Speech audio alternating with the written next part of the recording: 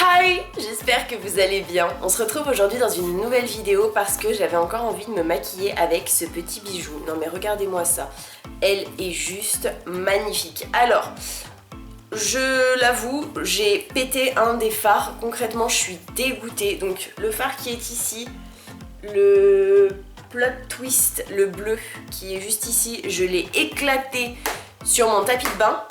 Je suis dégoûtée. Alors l'autre que j'avais cassé, c'était le Mama Tutorials, donc le bleu juste ici.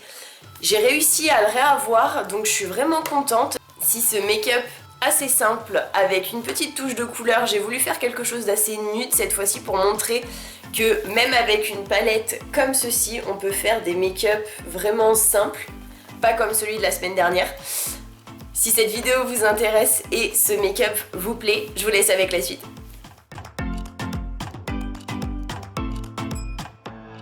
Désolée pour le pseudo chignon que j'ai là-haut, mais je savais pas comment me coiffer et du coup vu que j'ai les cheveux sales et qu'après je vais aller me faire un masque, comment vous dire que désolée, j'ai pas fait d'effort sur ce coup-là.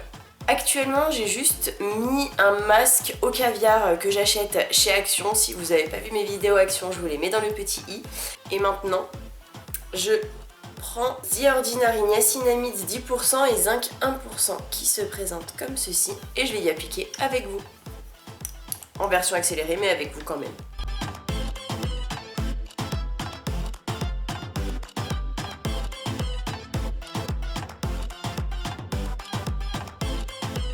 Désolée aussi si j'ai une voix bizarre, mais du coup je suis encore un tout petit peu enrhumée.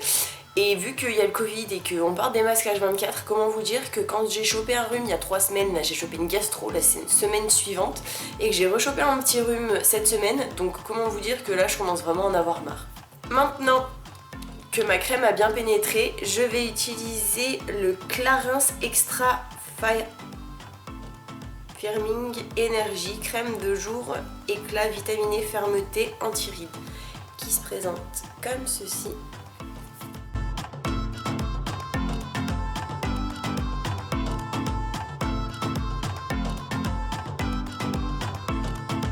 Maintenant, je vais vous rapprocher un petit peu. Je prends ma base de chez Beauty Bay en teinte numéro 2.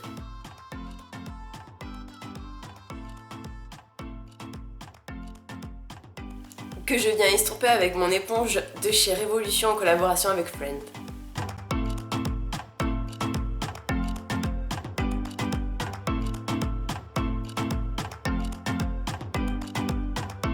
Je prends maintenant un pinceau de chez Morphe qui se présente comme ceci. Et je viens prendre la teinte qui est juste ici, qui se nomme Basic Truth.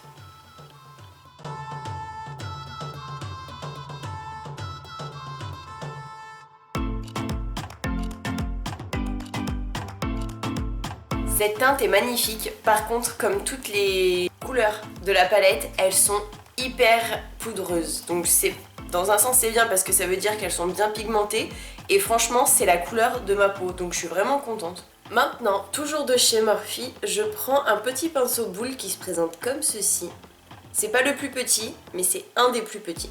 Et je prends ce magnifique marronné qui est la teinte 5 AM.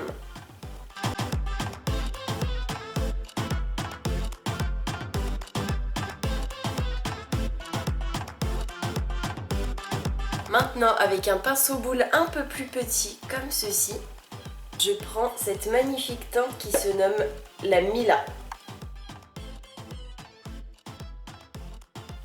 Non.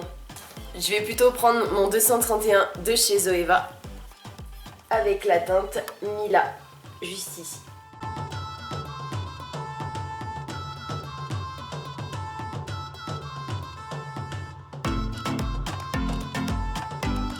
Avec un petit pinceau plat comme ceci, toujours de chez Morphe, je prends cette magnifique teinte juste ici qui est la Underground. Je pense que je vais devoir faire un cut crease parce que vu la texture du fard, à mon avis, ça va pas vraiment gripper sur la base que j'ai matifiée. Du coup, je reprends ma base de chez Beauty Bay.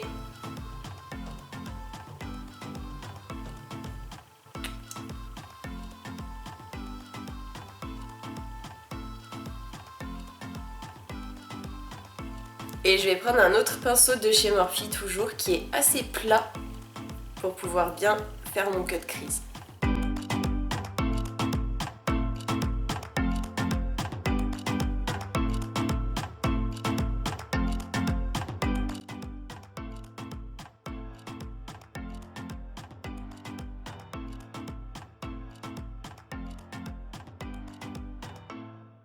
Du coup, comme je vous l'avais dit dans ma vidéo précédente, quand j'ai utilisé cette palette, au niveau des couleurs qui sont pailletées dans la palette, faites bien attention parce qu'elles sont vraiment très pailletées et du coup ça, là concrètement, j'en ai de partout en dessous des yeux. Elles sont magnifiques, je ne dis pas le contraire, par contre, faites quand même attention. Vu que les couleurs sont quand même assez pigmentées et assez poudreuses, je vais faire mon ras de cils inférieur maintenant, comme ça sera fait. Et donc pour faire mon ras de cils inférieur, je prends un tout petit pinceau comme ceci de chez Morphe toujours. C'est devenu mes pinceaux chouchous depuis que je me suis rendu compte que franchement ils m'aidaient vraiment grave dans l'application du make-up et dans le travail des fards. J'ai l'impression que c'est franchement limite magique. Et avec, je prends ce magnifique vert qui s'appelle You.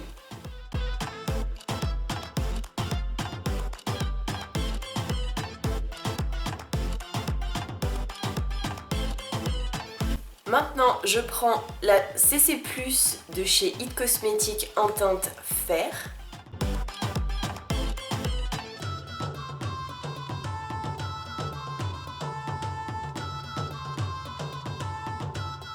Et pour bien faire mon ras de cils inférieur, pour bien le nettoyer, je prends un pinceau toujours de chez Morphe et je reprends un tout petit peu de mon fond de teint.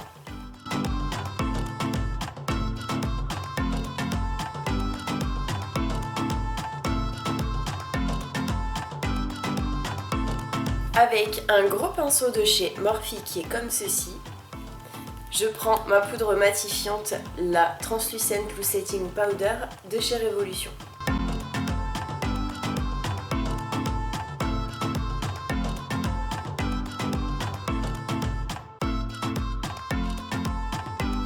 Toujours de chez Morphe, je prends un gros pinceau comme ceci et mon blush Terracotta de chez Guerlain.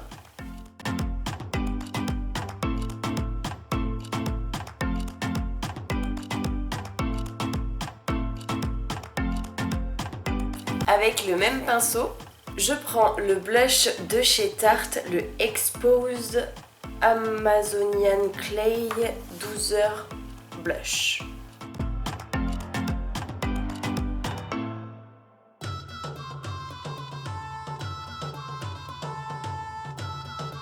Maintenant, je prends le mascara de chez Anastasia Beverly Hills.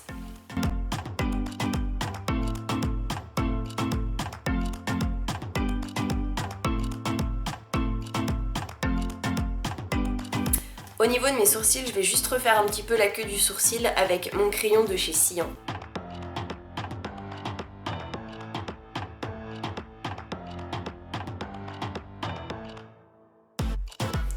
Et enfin pour finir, je prends le lip gloss de chez Beauty Bay en teinte Candy.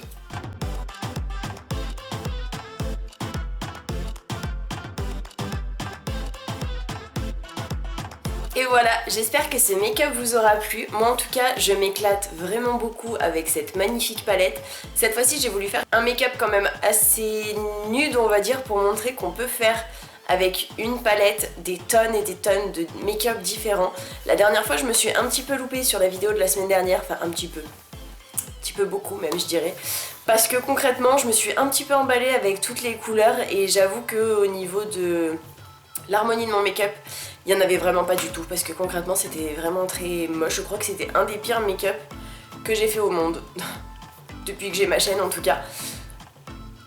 Avant j'en faisais pas tant que ça des make-up. Bref, passons, je m'égare. J'espère en tout cas que vous avez passé un bon moment en ma compagnie et que vous avez apprécié cette vidéo. Si c'est le cas, n'hésitez pas à la liker, à me laisser un petit commentaire si ça vous dit pour me dire si vous avez essayé la palette et ce que vous en pensez, parce que concrètement elle est magnifique.